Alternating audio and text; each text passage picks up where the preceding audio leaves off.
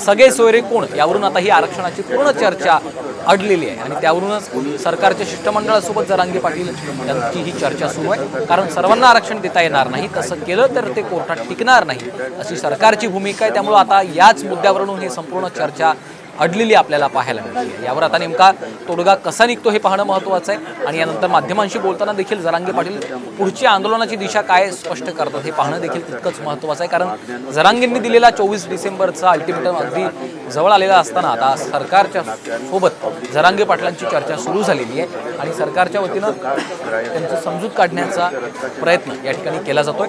कारण नुकतंच मुख्यमंत्र्यांनी देखील जरांगे पाटलांना शांततेत सबुरी ठेवण्याचं आवाहन केलं होतं। त्यामुळे आता 24 डिसेंबरच्या आत मराठा समाजाला आरक्षण मिळणार का, सरसकट सगळ्यांना कुणबी दाखले मिळणार का हे पाहणं महत्त्वाचं आहे। कारण सरसकट आरक्षणावरून आता ही संपूर्ण चर्चा अडली असल्याचं आपल्याला पाहायचं माहिती।